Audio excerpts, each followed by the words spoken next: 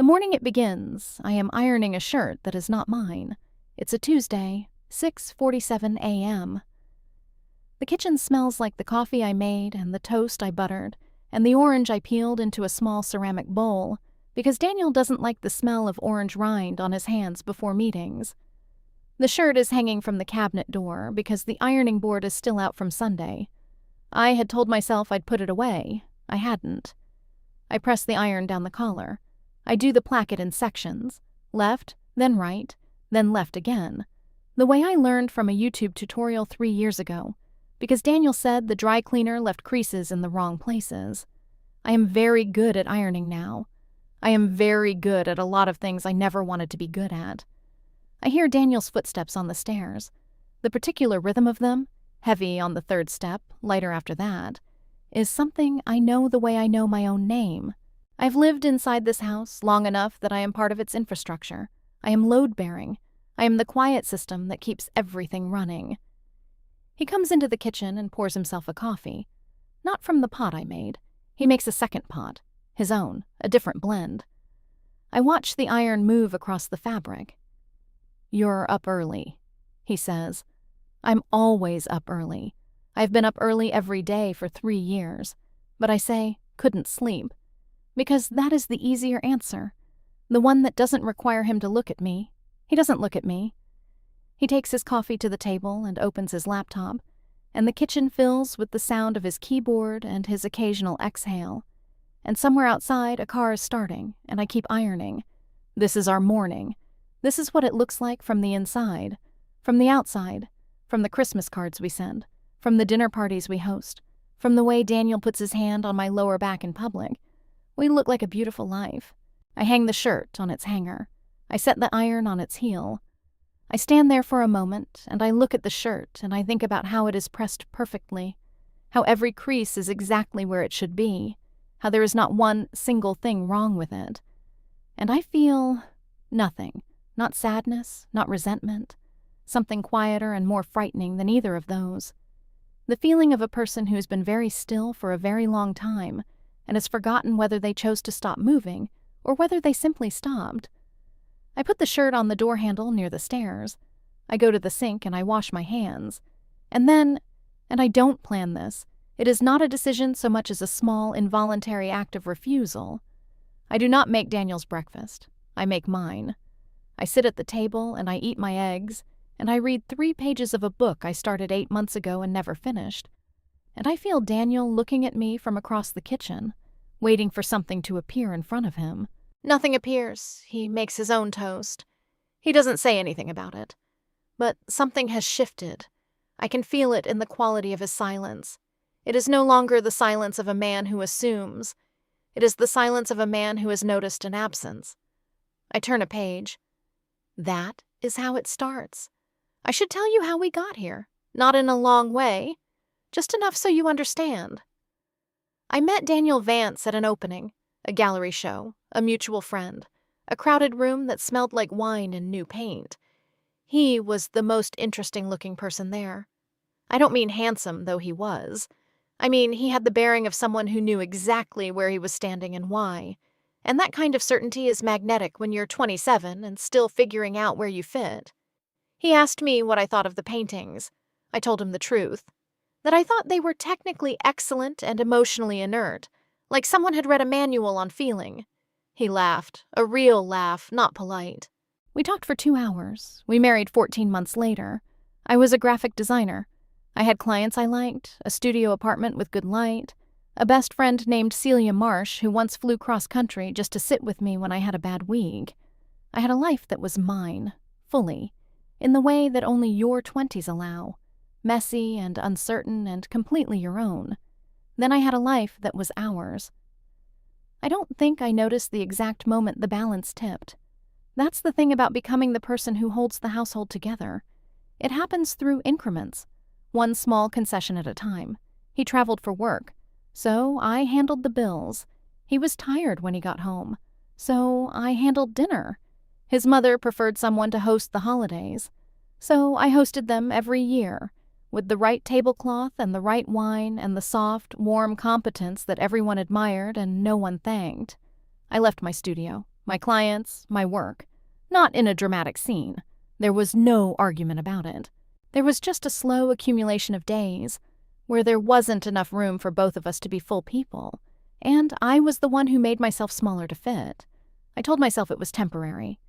3 years later, I am ironing someone else's shirt before the sun is fully up. Celia called me last week. She asked how I was doing, and I said busy, and she said, "Nora, you literally do not have a job. What are you busy with?" And I laughed because the alternative was to try to explain something I didn't yet have the language for. I am busy maintaining the appearance of a life, while the life itself quietly empties. But that Tuesday morning, eating my eggs at the table, while Daniel looked at his phone and waited for something that didn't come, something cracked open, quietly, without drama. I didn't do the breakfast dishes after he left.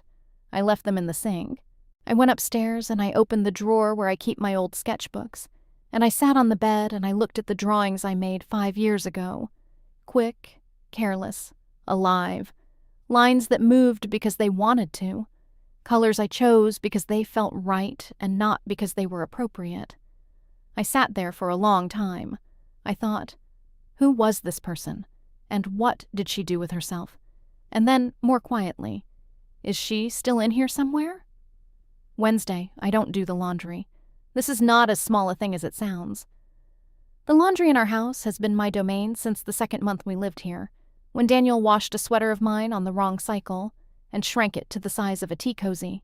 He apologized. I said it was fine. I took over the laundry. That was that. By Thursday, Daniel's gym clothes are sitting in the hamper, and he is standing in the hallway holding his duffel bag with a look on his face I haven't seen in a while. "Did the laundry not get done?" he asks.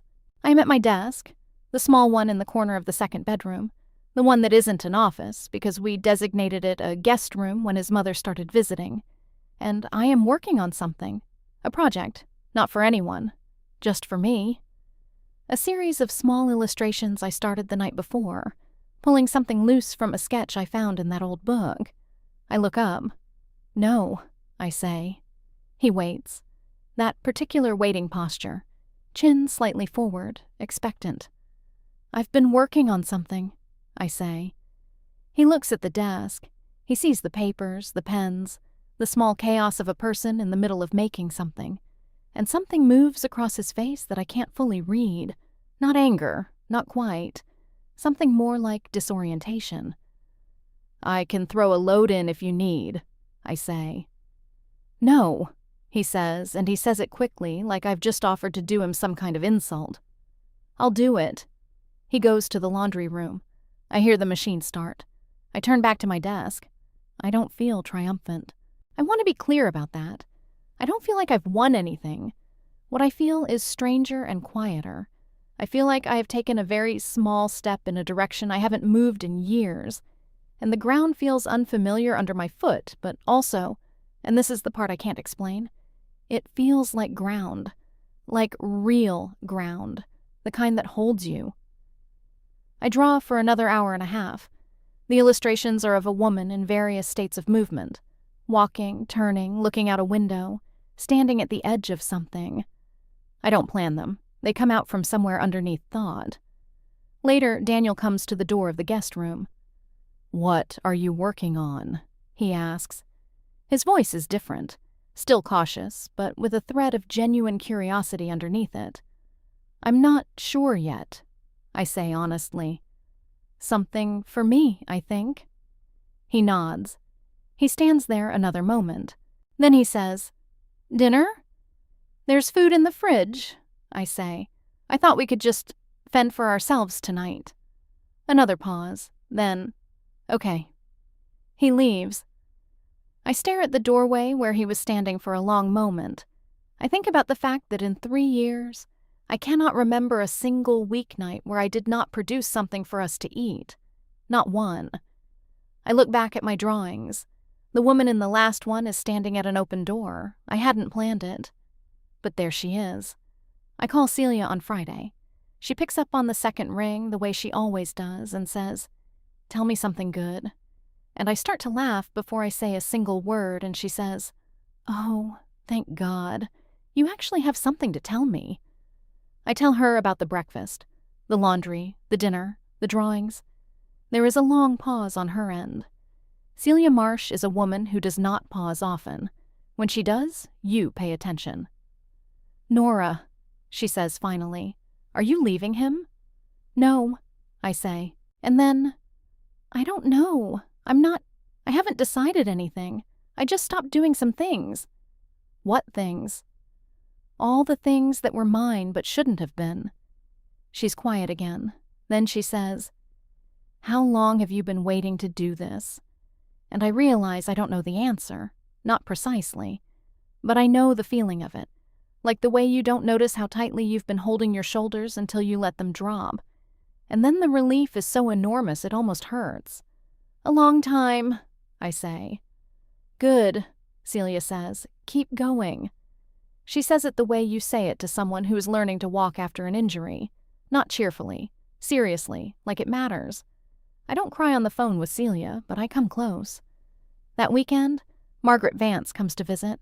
She does this every 6 weeks or so, driving up from her house 2 hours south, always with a bottle of wine she selected for its label rather than its taste, and always with opinions she selected the same way. Margaret is a handsome woman in her early 60s, who has spent her whole life building an image of feminine competence so refined it has become a kind of armor. I have admired her. I have also, quietly, been terrified of her. She arrives Saturday afternoon and notices immediately. She doesn't say anything at first, but I watch her eyes move through the kitchen, still clean, still orderly, but without the particular invisible polish I usually apply before she arrives. The special dish towels are not out. The flowers are not on the counter. The casserole is not in the oven. I have made a simple dinner. Good, but simple, unceremonious. Margaret sits at the table with her wine, and she watches me with the careful attention of a woman whose survival has always depended on reading rooms correctly. You look different, she says. Do I? Rested, she says, and the word has a question inside it. I've been sleeping better, I say. It is not a lie. Margaret stays through Sunday lunch. For the duration of her visit, she is watching me the way a naturalist watches an animal behaving unexpectedly. Not hostile exactly, but alert, cataloging, waiting to see if the behavior repeats. Daniel is performing. He does this when his mother is around. The attentive husband, the easy warmth, the hand on my back. On Saturday night, when she's gone to the guest room, he does the dishes, all of them, without being asked. And he does it deliberately, with the particular careful awareness of a man who wants to be seen doing it. I notice. I let him. Sunday morning, while Daniel is on a call, Margaret finds me at my desk. I don't hear her come in. She moves quietly, always. And I startle slightly when I register her presence in the doorway. She looks at the desk. The illustrations, now 7 of them, pinned to the wall above the old sketchbooks. The coffee gone cold beside me. You used to draw, she says. I did, I say, professionally, before. I remember Daniel mentioning it, she says, and something in her voice shifts, just slightly. He said you gave it up. He said that? When you married. She looks at the pictures on the wall, the women in motion, the women at thresholds. He said you decided to focus on the home. I sit with that for a moment. He said you decided. Not. We decided together. Not. It happened gradually. Not. I traveled so much and things fell naturally to her. She decided. I keep my voice even. Things shifted, I say. But I'm drawing again now. Margaret looks at me for a long moment. Then she says something I do not expect from her. Not at all. I stopped painting in 1988, she says, when Daniel's father asked me to. I thought I was being generous. She pauses. I was being afraid. She turns and goes back toward the kitchen. I sit very still at my desk for a long time. Margaret Vance just showed me something she keeps hidden. I don't know what to do with it, but I file it carefully away, the way you keep something fragile, knowing it matters, not yet knowing how. That afternoon, after she leaves, Daniel and I are alone in the house for the first time since Tuesday. He sits across from me in the living room. The television is off. The house is very quiet. He has his phone face down on the cushion beside him, which means he wants to talk, which means he has been composing whatever he wants to say for a while. "Are you okay?" he asks. "Yes," I say. "You've seemed—" He searches for the word. Different. Different how? He doesn't answer right away. He looks at his hands. Just different. I look at him, this man I married, and I think about how much space I've made for him over 3 years, how I've arranged my days around the geometry of his needs, and how until 5 days ago he never noticed it because he never had to. "I'm working on something," I say. "With my drawing. I've been putting time into it." "That's good," he says. And I can hear that he means it, partially. But I can also hear the thing underneath it, the question he hasn't asked yet. But what about everything else? He doesn't ask it. We sit in the quiet together, and the quiet has changed shape. It is no longer the silence of a perfectly maintained house. It is the silence of 2 people who are finally, after a long time, in the same room. I emailed Tom Adler on Monday. Tom was my creative director before I left, a compact, energetic man who communicated entirely in exclamation points and took everyone out for whiskey on project completions. He had offered, when I left the studio, to keep in touch. I had not kept in touch. I sent him 6 of my new illustrations. I write, "I've been drawing again. Thought you might want to see. That's all." He responds in 40 minutes. "Nora, these are extraordinary. Where have you been? Call me." I don't call him. Not yet. I sit with the email and I let it do what it does to something in my chest, a kind of opening. Like a room that's been sealed for 3 years suddenly having its window pushed up. I show Celia the illustrations over video call. She holds her phone very close to the screen, squinting at each one. She has never really been into visual art. She reads mostly thick novels and academic papers on organizational psychology. But she looks at these with an attention I recognize as real. "Who is she?" Celia asks, pointing at the recurring figure. "The woman." "I think she's me," I say. "Or who I was. Or who I'm trying to be again. I'm not sure which." "She looks like she's moving," Celia says. "That was the point," I say. Celia nods. "Are you and Daniel talking?" "Sort of. He asked if I was okay." "What did you say?" I said yes. "Were you lying?" I think about it. "No, not exactly. I'm better than okay in some ways. I'm in the middle of something and I don't have the full picture yet." "Do you want to leave him?" She keeps asking this, directly, without softening it. That is Celia's gift. She asks the thing everyone else waits for you to bring up first. "I want to find out who I am when I stop managing everything," I say. "And then I want to see what's left. I want to see if there's a marriage here, or if there's just a system I built that we've both been living inside of." Celia is quiet. Then she says, "That is a terrifyingly mature way to approach this." "Don't make it sound noble," I say. "I'm also just tired." She laughs, a real, warm, relieved laugh. "Keep going," she says again. By the 2nd week, Daniel has started cooking dinner twice. I notice the way he does it, with a slight overperformance of ease, like a man who wants credit without asking for it, which in itself is a kind of progress from the man who simply didn't do it at all. On Tuesday, he makes pasta. On Thursday, he attempts a stir-fry that results in a moderately chaotic kitchen, and food that is genuinely good, if enthusiastically seasoned. I say thank you. I mean it. We eat together those nights in a way we haven't in, I genuinely cannot remember how long, without the television, without his phone, without the low-grade distraction of me being up before the meal is finished to put things away. We sit and we eat and occasionally we talk. It's not entirely comfortable. There's a learning curve to being 2 people again when you've spent years operating as a system. But it's real. Something real is happening in the space where the performance used to be. On Friday, I call Tom. He answers on the first ring and says, "I have been waiting for this call." And something about that, the uncomplicated enthusiasm of it, the professional world reaching back toward me, makes me feel like I am briefly inhabiting my old self, the self who had edges and opinions and deadlines and a place to be. I'm not ready to come back full-time, I say, but I'm thinking about freelance, smaller projects, to start. I have 3 clients right now who would crawl on their knees for someone with your eye. Tom says, "Tell me when you're ready." "Maybe a month," I say. "Done," he says. "I'll hold them." After I hang up, I sit at my desk for a long time without drawing anything, just sitting.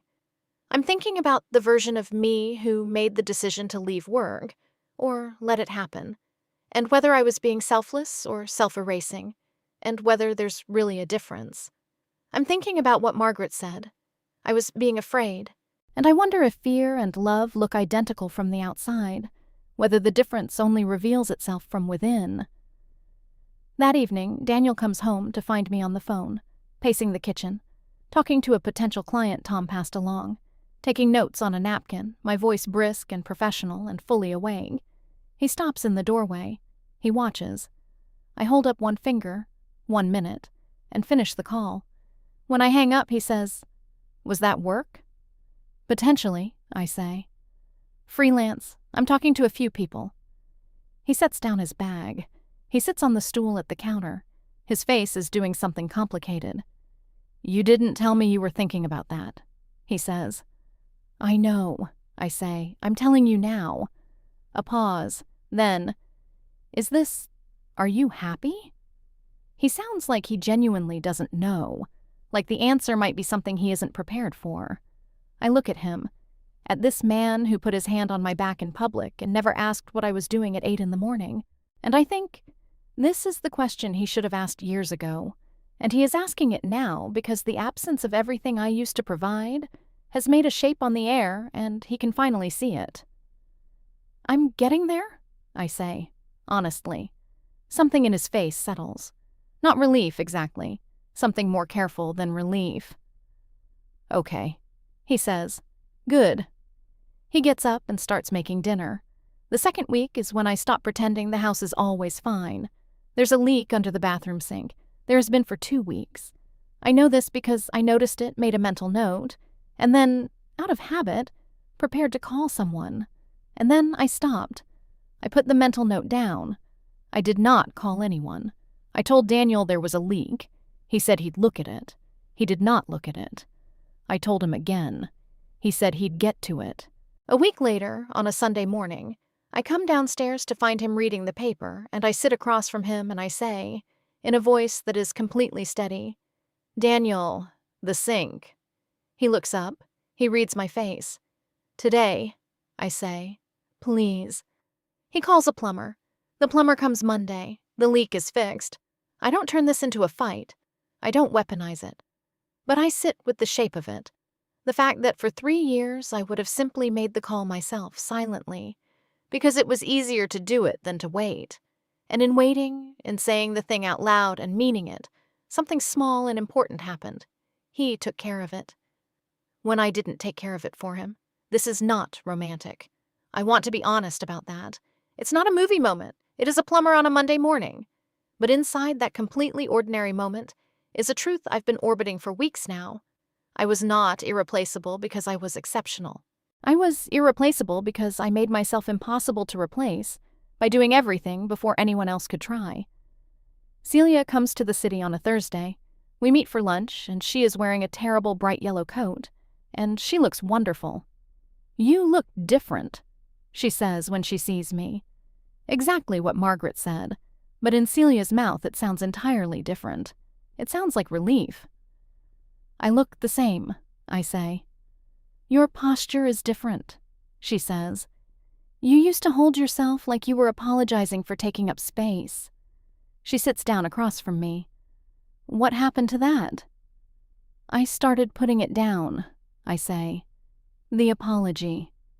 She orders wine even though it's noon on a Thursday, which is one of the things I love most about her, and she looks at me across the table with real attention.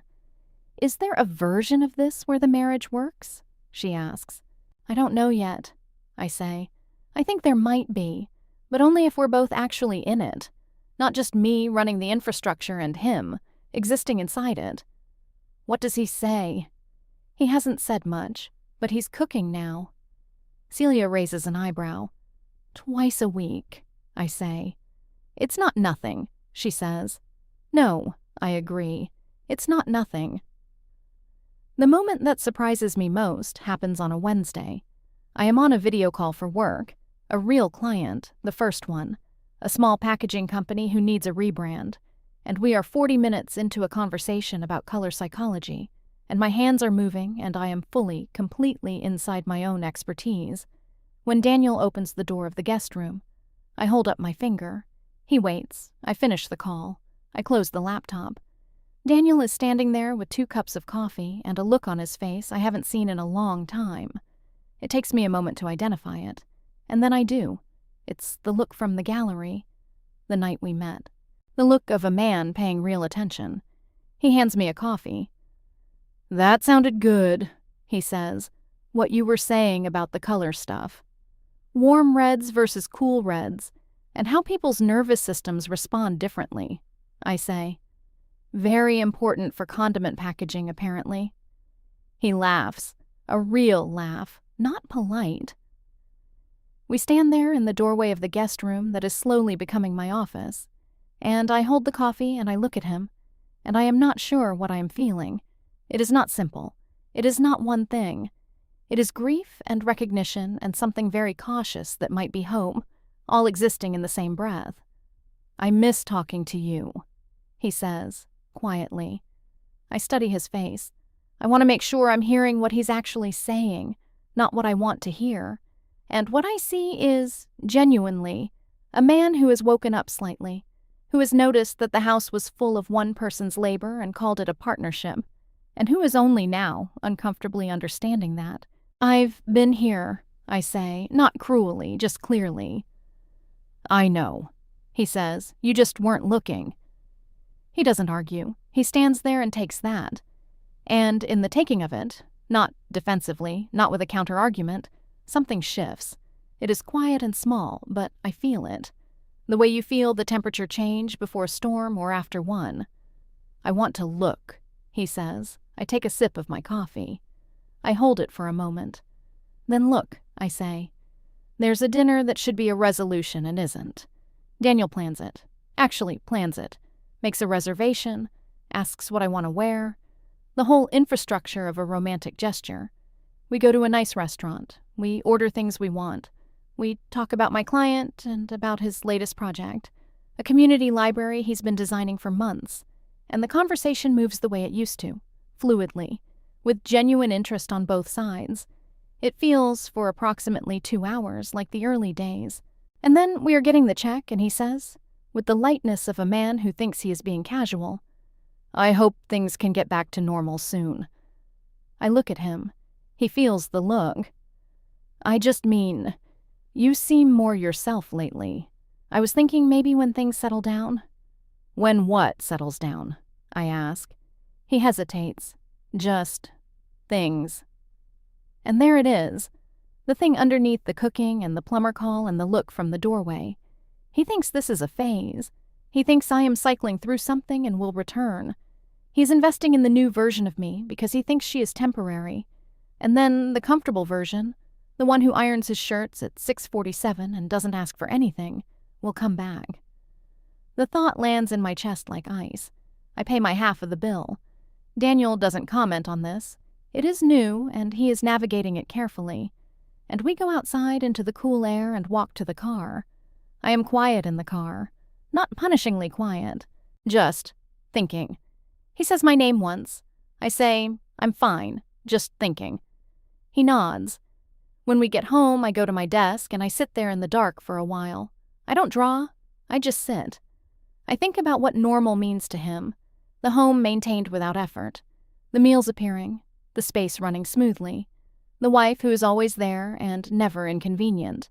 I think about what it would cost me to go back to that, now that I know the cost. The answer is everything. It would cost me everything. I do not cry. I have moved past the kind of grief that requires crying. I am in something quieter and more resolute. What I know now, sitting here in the dark, is that I love Daniel Vance. I do. But I will not rebuild a life that erases me, even for love. What I don't know yet is whether he is capable of wanting something different, truly different, not just temporarily, not just until the novelty of change wears off. And this, I realize, is the real question, not whether I can change. I already have. The question is whether he can. I tell him all of it on a Saturday morning, not as a speech, not as an ultimatum, as just the truth said out loud. Because the truth has been living in my body for weeks, and I am done being the only one who carries it. We're in the kitchen. He's making eggs. He's gotten quite good, actually, over the past 2 weeks. And I am sitting at the table with my coffee, and I say, I need to tell you something, and I need you to actually hear it. He turns from the stove. I tell him, I am not going back to the way things were. I am not going to manage the house, the schedule, the social calendar, the emotional atmosphere, the invisible labor of everything, alone. I am not doing that. I've done it for 3 years, and I watched myself disappear into it, and I am watching myself come back, and I will not trade one for the other again. I tell him I love him. I say it plainly. I'm not issuing an ultimatum. This is not a threat. But it is also not negotiable. He doesn't say anything while I'm talking. He turns off the stove. He turns around and he leans against the counter, and he looks at me with an expression I've been trying to locate a word for since I started this, and I finally have one, attended to. He looks like a person being given something real and trying to stay steady enough to hold it. Nora, he says, I didn't see it. He pauses. I didn't see it, and I don't know if that's better or worse than if I had. It doesn't matter anymore which one it was, I say. What matters now is what you do with it. What do you need me to do? I need you to be here, I say. Not perform here, actually here. I need the partnership to be real. I pause. And if you can't do that, if you genuinely want the other version, the version where I run everything, then I think we have a different conversation. He comes to the table. He sits down. He looks at me for a long moment. I don't want that version, he says. I want this one. I search his face. I am not naive. People say what they want to mean and then go back to what they know. But what I see in this moment is a man trying very hard to see himself clearly, and that is not everything, but not nothing. Then we figure it out, I say. Together, actually together. He nods. He reaches across the table and he puts his hand over mine. Not the public hand on my back gesture. Something quieter, private. We sit like that for a minute. Then he says, The eggs are going to get cold. And I say, Then go fix them. He smiles. He gets up, and something releases slowly, not all at once. But the first honest release in a long time. The change is not immediate or complete. I want to be honest about that, because the version of this story where a single conversation rearranges a marriage would be a lie, and I have been done with comfortable lies for a while now. There are weeks where he forgets, where I have to say, That's yours, not mine, where the gravity of old patterns pulls at us both, where I catch myself out of habit, picking up slack I didn't intend to pick up, and have to notice it and put it back down. There are moments where it is simply work, unglamorous, ongoing, patient work, and I do it because the version of my life I am building is worth the work. I take on 3 clients. One of them is a real find, a woman building a wellness brand with genuine integrity and a beautiful visual instinct, and we create something together I am genuinely proud of. Tom sends me a voice message when he sees the final work. Nora, you're back. I play it twice. Margaret comes for another visit in the following month. This time I do not prepare the house for her arrival. The house is clean because we live in it and maintain it, but it is the clean of people who have lives, not the polished glass clean of a performance. She walks in, she looks around, and she says nothing. She pours herself wine. She sits at the counter. Later, when Daniel goes to take her bags upstairs, she finds me at the kitchen table going over a layout proof on my laptop, and she sits across from me and says quietly, I told Robert I wouldn't stop painting. He left for 3 months. When he came back, I put the brushes away. I close my laptop. I look at her. I thought it was worth it, she says. For a long time, I made it worth it in my head. She looks down at her wine glass. It wasn't. She looks up at me, and there is something in her face. Not quite a warning, not quite a blessing, something between. Don't stop, she says. I think about the woman who has sat across from me at every holiday table for 3 years and never once let me see inside the careful architecture of her poise. I think about what it must have cost her to say this, to a daughter-in-law, to a room that could have been witnessed. I won't, I say. She nods once. She picks up her wine. Daniel comes back downstairs, and we have dinner, all 3 of us, genuinely, without performance. And it is the best meal we have had in that house in years. It is 4 weeks later.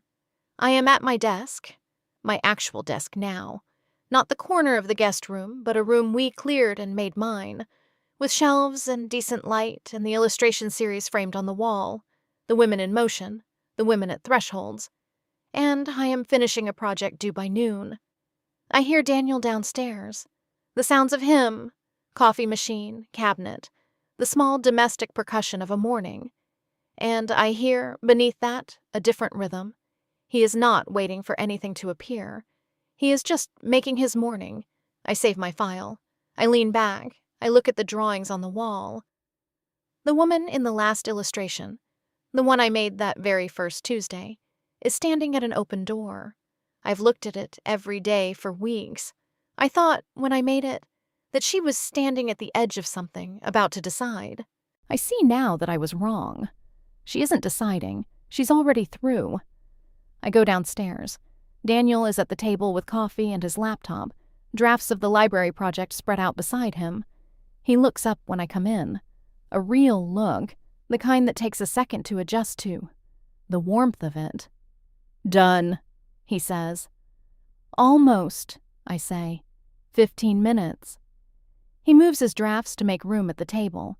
I pour myself coffee, and I sit down and I open my laptop, and we work side by side in the morning quiet, not in the silence of a house that is being managed and maintained and polished for someone else's comfort, but in the silence of 2 people inside their own lives, together, in the same room, neither one of them waiting for the other to take care of everything. My phone buzzes. The client. A voice message. Nora, this is everything we wanted. Truly. Thank you. I press stop. I look at the message on the screen. I look over at Daniel. He is holding a pencil and staring at a detail on one of his floor plans with total focus, and he has no idea what is happening at this table for me right now. This small, private, complete moment of being a person who makes things and sends them into the world and has them land. He doesn't need to know. This one is mine. I take a sip of coffee. I go back to my screen. I type the last words of the layout, and I press send, and I exhale, slowly, fully, and the morning light comes through the window and falls across both of us equally. Outside somewhere, a car starts up. The neighborhood is waking. The day is beginning, ordinary and full. I sit at the table that is mine too, in the morning that is mine too, in the life I have been putting back together one small, unironed shirt at a time. And I am, finally, completely, plainly, here.